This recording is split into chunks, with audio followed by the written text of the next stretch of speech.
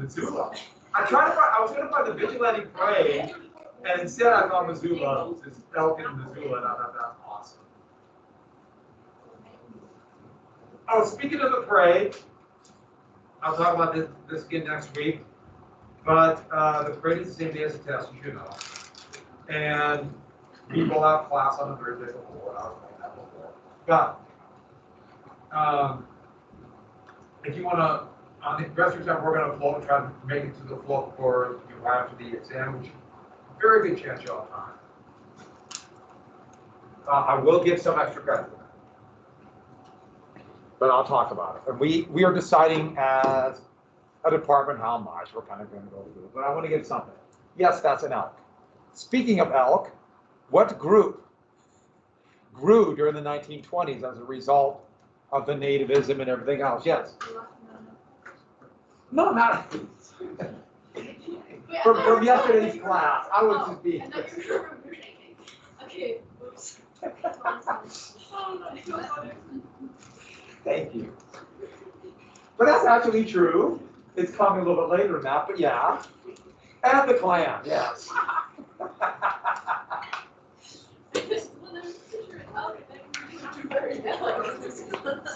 Yeah, the Rocky Mountain Elk Foundation work about conservation of land and protection of animals for the long term, you know.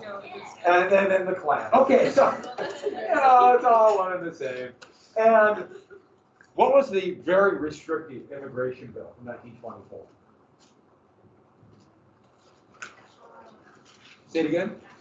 Yeah, National Origins Act. What were the horrific, they called them race riots, but the attacks all over in 1919, what were they called? Yeah, that was Red Summer.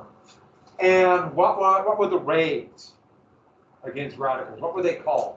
First off, what was the scare? Red Scare. What were the raids after the Attorney General? Yeah, Palmer raids. And so let's go, we got to this. Did we get, yeah, let's go and get to, so this was a decade, and more they're using the term conservatism. It's closer, at least in some cultural ways, what people might call conservatism today. And I'll use the term liberal a little bit later on. Both these terms are, you know, they become almost like teams, and they're so misused. And I'm not much for labels, but I'm just using like what they would refer to them at the time. But a real growth of more conservatism in the 1920s. They talked about it. And these were the elements. A growth of a new style of religion called fundamentalism, Protestant evangelical. And it came out of a book called The Fundamentals of the Christian Church from 1910. And the funny thing is, this is the way that people are, they call this new branch of very evangelical with very charismatic ministers. This is Billy Sunday, who also had a radio show on the Brand New Media Radio that had millions of listeners. Once it went nationwide. They called it old-time religion. And I was fascinated by that. It's old-time religion, and it was pretty new in 1920. But it just seemed like it because of how emotional it was, and there was a little bit of connection to the Second Great Awakening.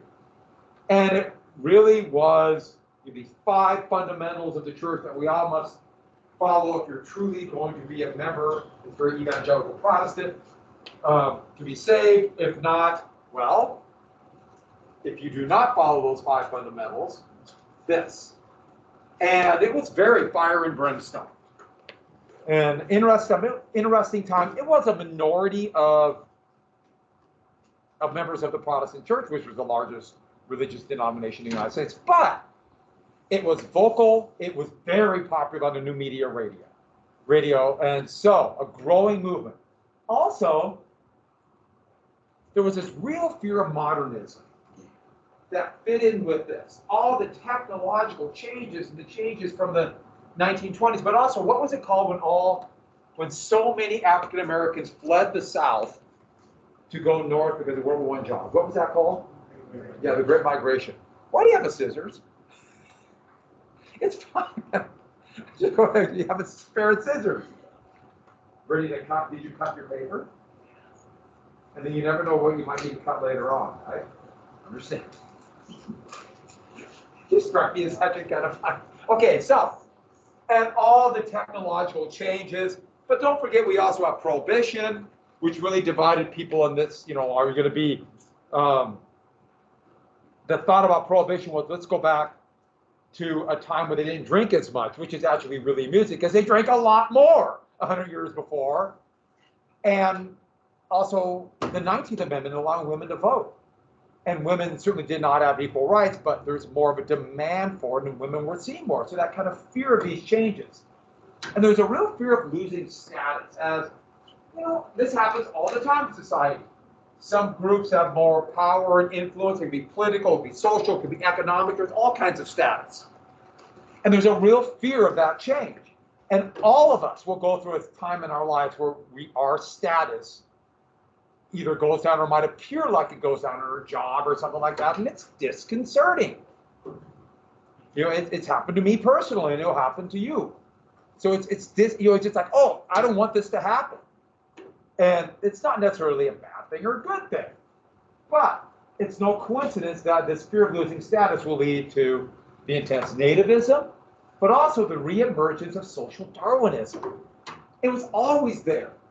The progressives had a big social Darwinistic tinge to them. But social Darwinism really wasn't a major element of this 20s attitude of the individual, you on your own. It was the dominant philosophy. And so it really was a lot of this, let's go back to this idealized time.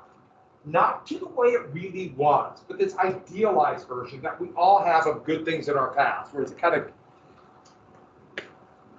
of, sometimes it's easier to remember the good times than the bad times and just kind of push away the bad times. And that's when they started saying a lot in the 1920s, let's go back to the good old days. Let's go back to the good old days. And that's, as I said before, they talked about the gay 90s. And they forgot the really bad economic times and the near revolution with the Pullman strike of the 90s, or war, and said it was so great. Before the war and I can't emphasize enough what a big deal the Spanish flu was. How that just changed people's attitudes, and that is, we just want to act like this never happened. Let's go back to before. And there's no doubt, as I sit here with masks and unfortunately seeing what's happening again, how that's going to change with COVID. But this, and it started in the 1970s. This is one, I can so vividly remember people talking about the 1950s and how great the 50s were, ignoring the fact that the poverty rate was twice as high. There's still Jim Crow laws, and most blacks could not vote in the South. So they forgot those things, but they wanted to remember the good things. I wonder if this will be the good time down the road. Some elements, most certainly yes, but people knew their place, and that's what they said a lot too. We didn't have all these fighting and bickering. No, people just knew their place. And that is a lot of the desire just to end all the seemingly troubles of the Red Summer and the pandemic and war. And so, here's an example of this attitude. I just thought this article was so amazing, I had to show it to you. There's a proposal in Missouri to have a legislation to stop jazz because they see it as an intoxicant. That's it just seems to get in the blood of some of our young folks to stop jazz music.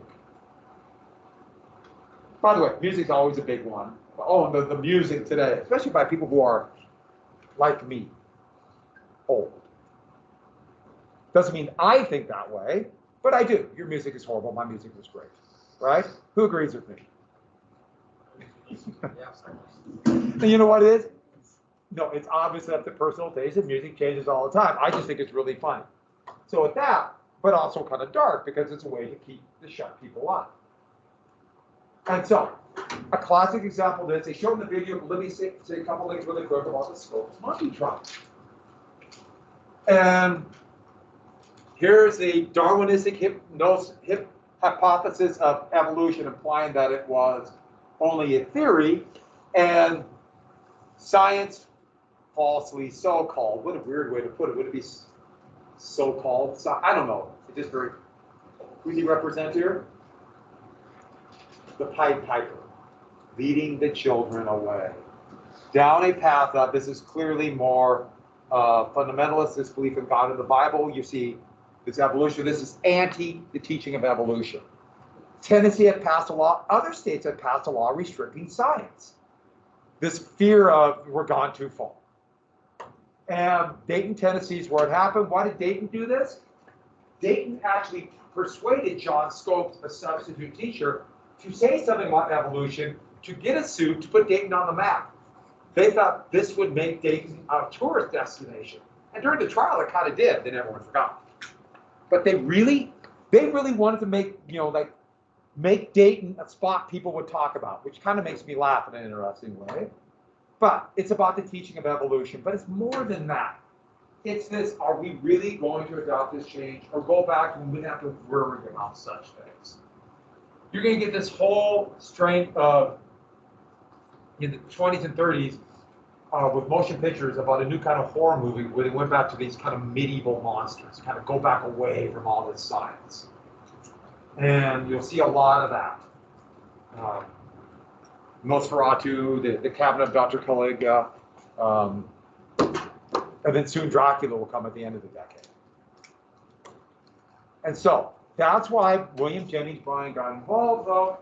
Bryan actually saw this as, we got to stop social Darwinism. He was so disturbed by this. And yes, he actually also was disturbed about attacking science. And this contradiction in his head actually helped trigger his heart attack that killed himself less than a week after the trial. He died quite suddenly. It was a contradiction. He was like, okay, I want certain elements of science and thought and free thought. At the same time, I hate social Darwinism so much, and that contradiction couldn't handle it. But this would lead to an absolute fear of teaching science. The thought was, if I taught something that might get into something controversial like evolution, controversial outside the scientific world, if it seems controversial, I'll be attacked. And people were just scared. And so even though it was only a minority that opposed, they were very scared. And this has a very scary effect on education or teaching. If you're worried about what you say might have somebody complain, and who knows? I mean, maybe they'll sue you, which is coming here now. And so we're kind of going through a similar thing now. So let's jump right to this. What about the politics of the 1920s? It was, once again, they said conservative. It is similar to what somebody calls conservative today, more similar to, let's say, someone in the 1890s, but it's still not quite the same. It was isolationism. No, they were not totally isolationists. They still traded, they still involved in international agreements, but the United States was not involved in the League of Nations. Even though Wilson promised, if France is attacked again by Germany, we will come back. But there was no binding nature to that, as would be shown in the 1930s. And it was also the era of conservative economics, and it would finally have a name rather than the vague laissez-faire. It was called trickle-down economics. But the United States came out of the war really well. And there was a lot of talk, we used to talk about the quality of life as the standard of living. And the US was doing quite well, partially because 80% of the gold reserves in the world were now in the United States. Think about Britain, that had the largest gold reserves before the war. They had to spend a lot of that down to pay off for the war. So the US had all that gold. Now, today, gold, like most of these things, is just commodity people buy and sell and speculate on. Back then, the currency was based upon it. So this was really important. By the way, where did they keep most of the gold? In the vault of the Federal Reserve Bank in New York City, which has the largest gold reserves in the world now, to this day, because of World War I. The Federal Reserve Bank in New York City.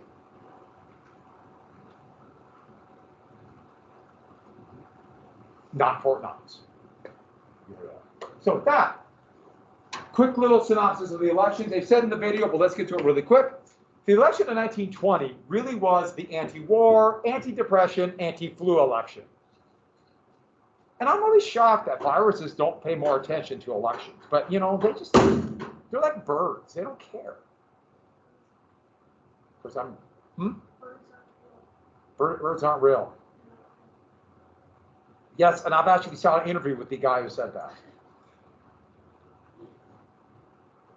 And I know he's trying to be satirical, but maybe he's not. But I'm a bird technically, but no, my middle name is not a bird. My parents didn't have that kind of sense of humor, I guess. They stopped it right at J.M. Partridge. So the Republicans nominated Harding, and very much that conservative message, back to normalcy. We'll go back to when times were better, whatever that meant. And the Democrats nominated kind of a non-entity, relatively economically conservative. He was a lawyer and former cabinet member, James Cox, and governor. Yeah. But Franklin Roosevelt, the only reason we're mentioning him is he was the running mate. Roosevelt was an up-and-coming politician. And yes, we got to mention the running mate for Harding, Calvin Coolidge. He was the governor of Massachusetts who helped to brutally put down strikes in 1919. And this very much appealed to the kind of business interests in the Republican Party. And don't forget, we just mentioned the Socialist Party ran Debs, and he got all those ballots from a jail cell. Now, this is the last election before radio. There was no radio broadcast yet. There's just a few little private radio stations were like sending Morse code. And by the next election, radio's almost coast to coast. It's kind of amazing how fast radio changed everything. So this is the last one. And this return to normalcy was just a powerful phrase. And Cox, no one knew who the heck he was. And so when the election came out, it was a stunning victory for Harding. I mean, people kind of expected Republicans to do well after 8 years of Wilson, but they did really well. And Tennessee, even though there's no Republican Party in Tennessee at that time, they voted for Harding for president. And an overwhelming victory.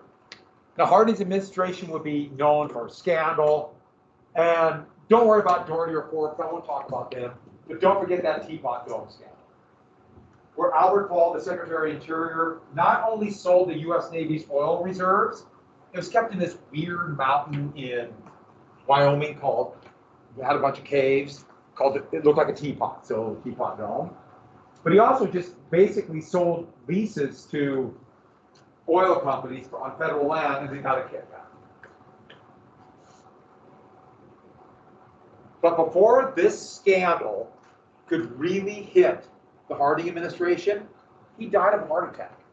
He got sick while he was giving a series of speeches around the country, and it was noticed he probably had a couple minor heart attacks and then a big one that killed him. And then the scandals all blew up. But Coolidge, who had almost nothing to do with it, wasn't tainted by this. And that's where we get Calvin Coolidge. And Coolidge would be brag about being intensely pro-business. Yeah. Which part? I'm not going to talk about Doherty or the VA. I just need like the last Albert Fall was the Secretary of the Interior. He would go to jail for this, which is kind of rare. Usually powerful people get out of going to jail. Okay, so, and what philosophy does this statement? This is I stole this meme from somebody, and about half of the memes you find out about quotes by famous people are made up. I was looking at quotes by Voltaire. About half are made up that people say are Voltaire quotes. But what philosophy is this?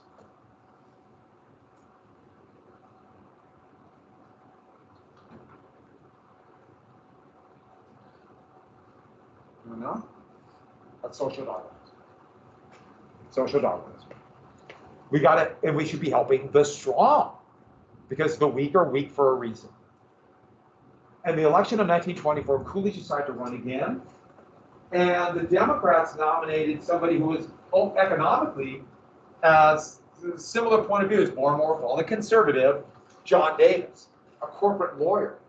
So the Democrats tried to go completely away from their populist backing that goes back from Bryan and Wilson.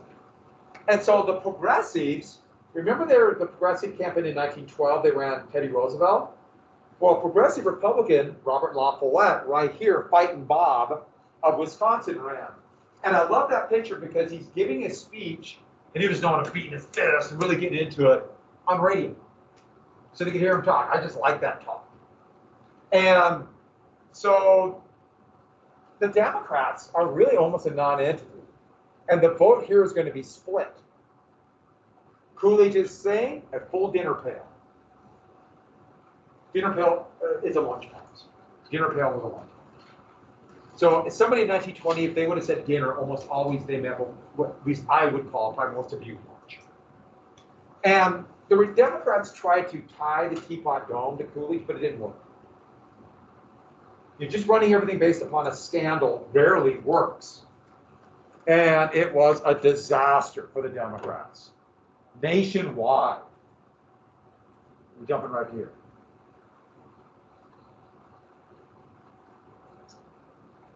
The Solid South still went to Davis, but look at every place else. And, Montana voted overwhelmingly for Wilson, and now they're Coolidge.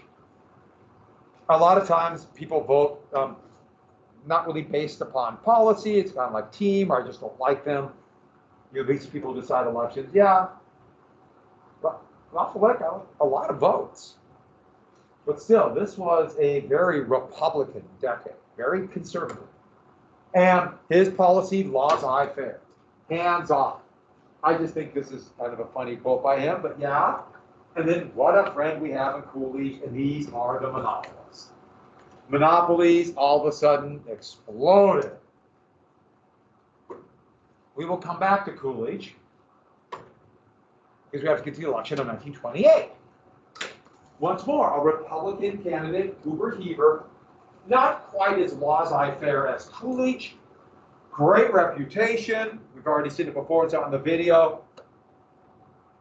Hoover, in fact, Democrats tried to get him to run as the Democrat in 1920, but he decided he was a Republican.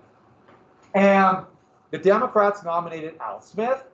Al Smith was the governor of New York, big city governor, New York, Catholic. What means he was against what? Or at least leaning towards getting rid of prohibition. There'll be a lot of shots of him mockingly drinking milk to mock the drives who are opposed to prohibition. Like, you just want to drink milk, not like, real people, which kind of makes me laugh. This is very urban. We'll get to the urban in just a second. But that's Hoover's slogan from 1928. This would be used very ironically in 1932, after 2.5 years of depression. You promise a chicken in every pot. What do we have? And yes, this was big. This was really big in the South, where especially that kind of fundamentalist Protestant faith was just exploding in the rural areas of the South. But the urban issue was almost as big. And this anti-urban bias and fear of urban. Remember radio? So by 1928, there were nationwide networks. NBC, the brand new CBS, and NBC is about ready to be broken up into NBC and what's going to be called ABC. It's all coming up. So modern radio networks, they're able to listen to political speeches from New York City. It's all being broadcast on telephone lines and then broadcast out by the various network affiliates. Modern entertainment is really getting started here. The first radio series, commercial broadcasting, so advertising on it, all starting at this moment. So they can hear Al Smith. Now just imagine you're in a small town in Peoria, Illinois, or Helena, Montana, and you hear Al Smith. Also, prohibition's going on. What group then was operating, a generic group, operating the illegal alcohol trade? Organized crime, gangsters, there were criminal activity. You might have heard Al Capone. These written in newspapers. People had heard about them, sometimes on radio broadcasts. All right, let's listen to Al Smith.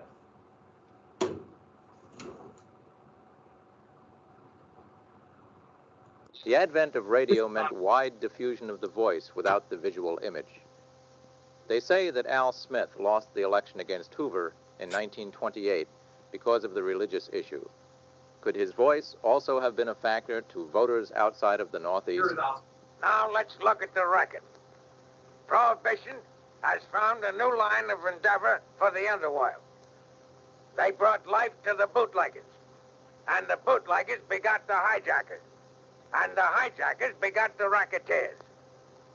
My friends in the radio audience, the only cure for the ills of democracy is more democracy. That would be the only voice I would do if I could do it. What does he sound like? A gangster. He's just a big city politician. And that voice just terrified people. Ah! That anti-urban vibes, we're going to elect a gangster? So look how well Hoover did even in the South.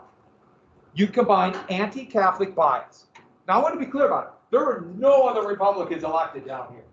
But they elected Hoover because they didn't want that Catholic gangster.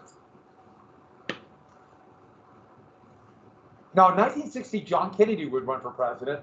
And a lot of people thought there'd be intense anti-Catholic bias against him. As it turned out, it just wasn't as big in 1960. There was still bias, but it just didn't happen. But, well, there have been 3 Catholic presidents. I'm sorry, why am I saying 3? There have been 2 Catholic presidents. Kennedy, and who's the other one? Joe Biden. So right now. And obviously that does not matter as much as it did. What's that? Who's in trouble? You? Again, they caught you? So let's get to Henry Ford. I better see how the essay is.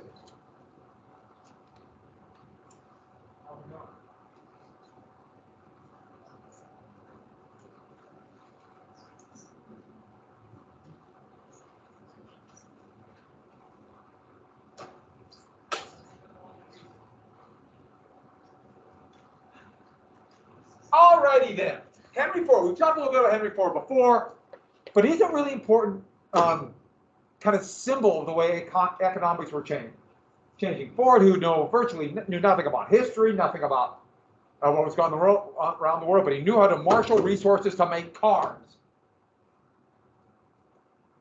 And so, one of the things he did, at least early on, he gave higher wages than anybody else in manufacturing. $5 a day. Don't think about compared money to today. There's been a lot of inflation, and it just people spend money differently, so it's really hard to compare. The point is, $5 a day. It was kind of a deal. You work hard in a very difficult job, but you'll get paid well, and by paying well, you'll stay on the job. He's buying their loyalty. They will stay. It's really hard to retrain workers. It'll stay, and they'll buy his cars. That infuriated other manufacturers until they saw that Ford workers are driving Fords. Like, wait a second. They will buy our products. We'll have a loyal market for the rest of their lives and of anybody else who works here. Now, by the end of the 1920s, no, the pay is going to be significantly lower at Ford. But that's another story. And no, he did not invent the assembly line, but he brought it to a mass scale in manufacturing cars. So those are 2 assembly lines here, and standardization of parts. You can buy a Ford any color as long as it's what? Now, other car companies would eventually figure out ways to cheaply paint different colors, and Ford would have to adapt. But he forced that kind of competition. There are a bunch of failing car companies like Buick and Pontiac and Chevrolet, and they were scooped up by a consortium holding company called General Motors. You might have heard of General Motors. And JP Morgan did that, and they figured out ways to color, along with a company called Plymouth. They started making these purple cars that people just loved in the 1920s. They would eventually be scooped up by a company called Chrysler, who now they're owned by a company called Fiat. Holding companies and monopolies, remember? Well, because of economies of scale and standardization, all the small companies, they couldn't afford it. They couldn't make the assembly line. It's because the bigger ones could produce so much faster. Productivity went up 43% in the 1920s. That means per worker, there was 43% more goods produced. And it's not because workers were necessarily working better, they might have been making it work faster, but that's because technological changes like the assembly line. And that is all economies of scale. And therefore, costs dropped dramatically. Costs drop while production went up.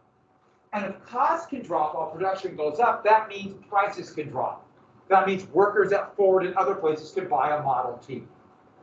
And other car companies, they had to standardize, and they had to have scale so they could compete with this cost drop. That means all the small car companies disappeared. And one by one, they were sucked up by bigger companies, merged. So only a few car companies would survive. And that's what we have now. What do you call it where only a few companies control a market, much like a monopoly? Monopolies where they control the buying of supply. Say it again? Yeah, oligopoly. I know there's so many terms. Oligarchy is ruled by a few. Oligopoly is a market controlled by a few. And it operates just like a monopoly. And we have more monopolization than ever in the 1920s, despite the laws that were passed in the progressive era. Pretty soon, the cost of a car was $269. Once again, don't get bogged down with today's prices compared to then. That's about what a new car costs today, isn't it? That's about right, isn't it? Multiply that by about 200. Are we getting closer? So, and then you get a car out every 93 seconds. Every 93 seconds. That means by 1929, they made 5 million cars. 5 million cars. That's just full. So these new production taxes, they can produce more, produce. You see the problem? They got to sell them. They have to sell them.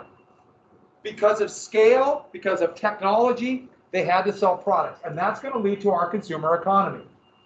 They have to sell their mass production. And as we can hear with the vacuum cleaner coming down the stairs, that could only mean one thing. Workers have to become consumers. That means workers have got to have enough money to pay for this. And if they don't have enough money, that's where you start seeing companies making it easier to loan money, which is finance. In fact, that's going to become the most profitable part about this. Not the actual selling of the products, but the selling of the debt and collecting the interest. As we can see from this DBQ right here. Eventually, General Motors, $810 billion in car sales by 1929. And this graph shows two different things. But the one thing I want you to pay attention to is look what happened to household debt. Household debt as percent of the economy. And look at it grow through the 1920s. Also, this is the wealth of the top 5%, or income of the top 5%. Why? You're paying more interest. Where does the interest go? To the top. You can see almost, you could put the graph of 2000 to 2008 and put it over this, and it's almost the exact same graph. Almost exactly the same. Eventually, debt will get so high that people won't be able to borrow money. And if they won't be able to borrow money, they won't be able to consume. And if they won't be able to consume, what's going to happen to Ford? In fact, Ford is going to shut their doors in 1930 when making cars because no one's buying. Yeah. Say it again. Oh, the random drop here. So when they came out of this, there was a big real estate bubble, and the bubble collapsed. So that's where they came out of here. Here, this is where the real estate bubble collapsed began, and then the stock bubble is why we picked up. In Florida, Florida's coming. You know all the things you know about Florida? It's being created in the 1920s.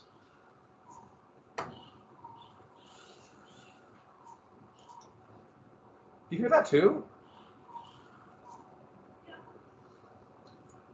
So, what about the workers?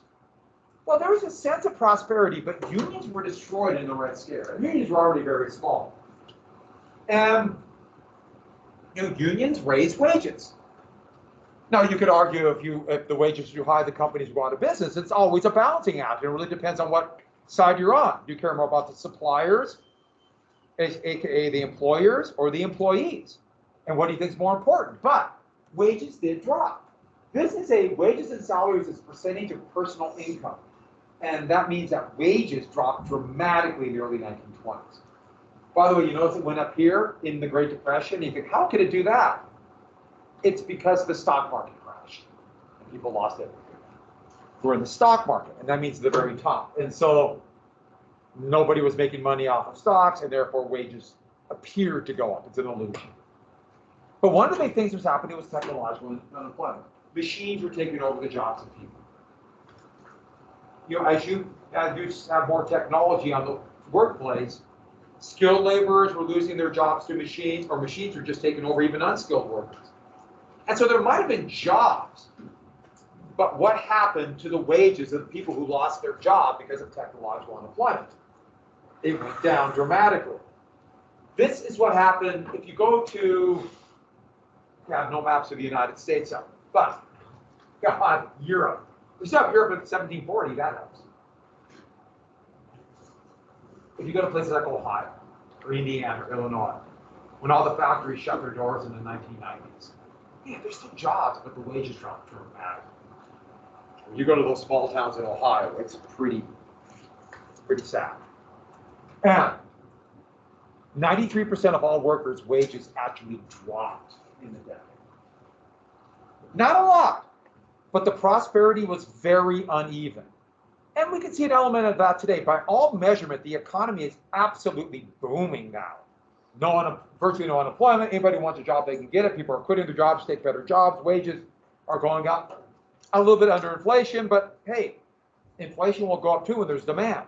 But it's relatively uneven. And not everybody's enjoying the prosperity today. And that's why there's a general feeling of unease too. Combined with we still have 1,300 people dying every day of COVID in the United States. So, there's still a lot of unease, obviously. But 50% of the population at the end of the decade were still under the poverty line, which is about $750 a year. Once again, but that means most people were barely making it.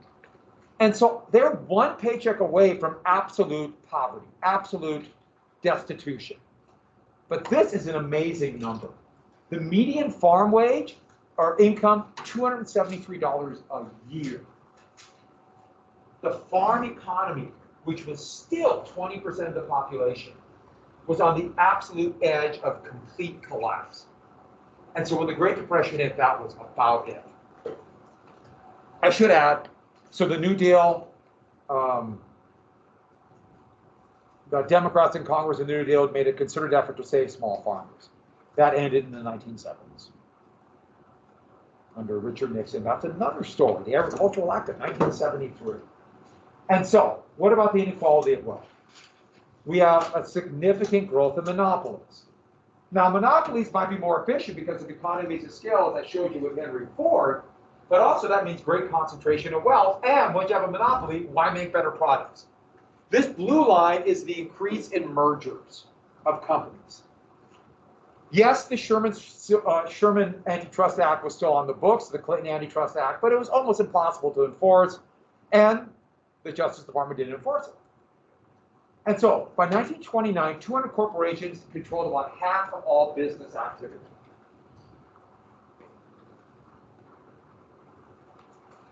Close to about today.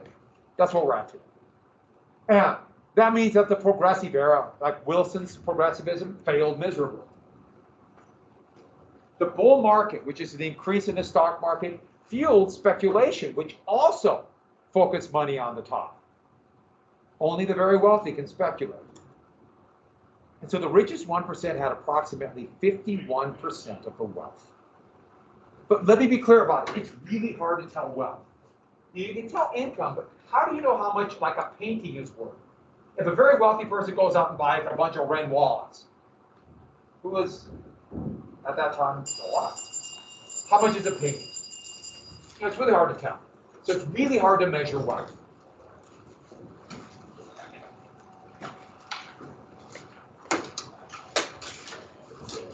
And so just a little bit at the page tomorrow. I didn't give you the reading. I know I said it. I thought I said it yesterday, but we have to 1063 to 1088 for Tuesday. Thank you. See ya. So basically read chapter 24 till Hoover.